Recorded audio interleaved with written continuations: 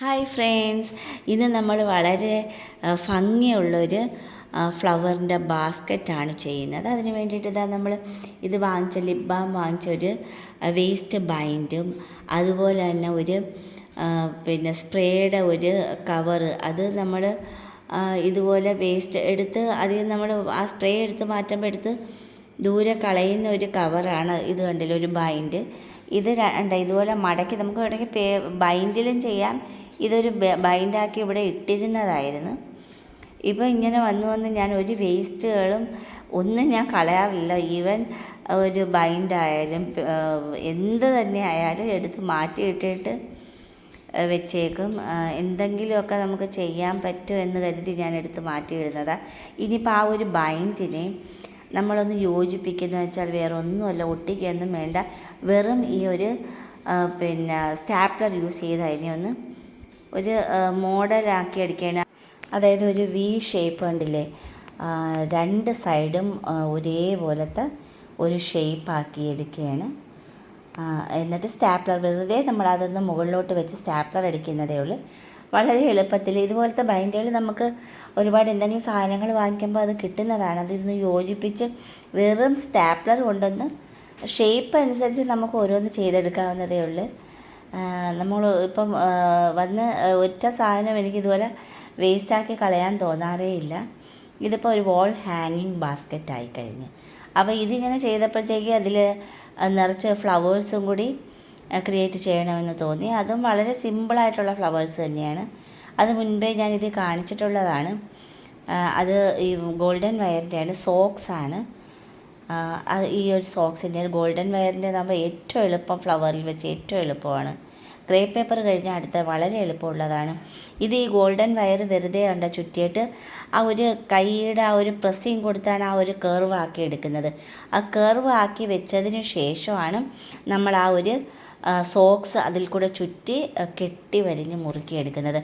അത് എത്രത്തോളം നമ്മൾ വലിച്ച് കെട്ടാവോ അത്രത്തോളം അത് വിടർന്ന് നല്ലൊരു ഭംഗിയായിട്ട് തന്നെ തോന്നും. ആ ഗോൾഡൻ വയറിൻ്റെ ആ ഒരു ഭംഗിയാണ് ആ ഒരു പൂവിൽ നമുക്ക് പ്രകടമാക്കി കാണാൻ പറ്റുന്നത്. അപ്പോൾ ഇതൊരു കുറച്ച് വൈറ്റ് ഫ്ലവേഴ്സ് ക്രിയേറ്റ് ചെയ്യാനായിട്ട് ഞാൻ ചെയ്തതാണ്. ഒരു 7-8 ഫ്ലവേഴ്സ് അത്രയുടെ ആവശ്യമേ ഉള്ളൂ. ഇതിനിപ്പോൾ ആ ഒരു ഫ്ലവർ ക്രിയേറ്റ് ചെയ്യാനായിട്ട് ഈ പിപ്സ്, അതായത് പൂമ്പൊടി വെച്ച് താണ്ടില്ലേ ഒന്ന് ചുറ്റിയതിന് ശേഷം താഴോട്ട് വേണം ചുരുട്ടിഞ്ഞെടുക്കാനായിട്ട്. ആ പൂമ്പടി അതിൻ്റെ സെൻറ്ററിൽ വെച്ച് ഓരോ ഇതളുകളും നമ്മളിങ്ങനെ വെച്ച് ഓപ്പോസിറ്റോ അല്ലെങ്കിൽ സൈഡിലോട്ട് വെച്ച് റൗണ്ട് ചെയ്ത് കെട്ടിയെടുക്കുകയാണ്. ഇതിപ്പം സമയക്കുറവ് കൊണ്ടാണ് ഞാൻ 3 ഇതൾ വെച്ചത്. 5ഉം അതുപോലെ തന്നെ 7ഉം അങ്ങനെയൊക്കെ. ഇത് 2 സെറ്റായിട്ട് വേണമെങ്കിലും, അതായത് ഒരു തട്ടായിട്ട് വേണമെങ്കിലും ഫ്ലവേഴ്സ് ആക്കി എടുക്കാം. മുകളിൽ 3ഉം താഴത്തെ 5 ലെയറാക്കി വേണമെങ്കിലും തട്ട് ഫ്ലവേഴ്സ് ആക്കി എടുക്കാം. ഇത് വളരെ സിമ്പിളായിട്ട് എളുപ്പത്തിൽ നമുക്കിത് ചുറ്റി, അതുപോലെ തന്നെ ടേപ്പ് ചുറ്റുന്ന സമയത്ത് ഒന്ന് ശ്രദ്ധിക്കണമെന്നേ ഉള്ളൂ. നല്ല ടൈറ്റായിട്ട് നമ്മൾ ആ ചുറ്റുന്ന ഭാഗത്ത് ഒന്ന് ടൈറ്റായിട്ട് പിടിച്ച് ഒരു 2-3 പ്രാവശ്യം ടൈറ്റായിട്ട് ചുറ്റിയിട്ട് വേണം താഴോട്ട് ചുറ്റി കൊണ്ടുവരാനായിട്ട്. അപ്പോൾ അത് ഇളകി പോകാൻ സാധ്യതയില്ല.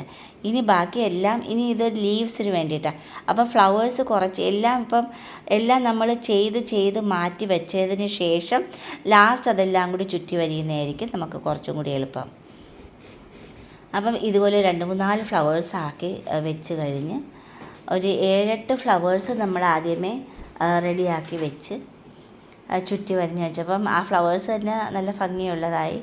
ഇനി നമ്മളിത് ആ ഒരു ഫ്ലവേഴ്സ് ലീവ്സിന് നമ്മൾ ഇതുപോലെ തന്നെ കമ്പി എടുത്ത് വളച്ച് അതിൻ്റെ അകത്തൂടെ ഗ്രീൻ കണ്ടില്ലേ, ആ ഒരു ഗ്രീൻ്റെ സോക്സ് എടുത്തപ്പം തന്നെ അതൊരു ലീവ്സ് ആയി കഴിഞ്ഞു. വെറുതെ ആ ഒരു ലീവ്സിന് വേണ്ടിയിട്ട് നമ്മളൊന്നും ചെയ്യുന്നില്ല.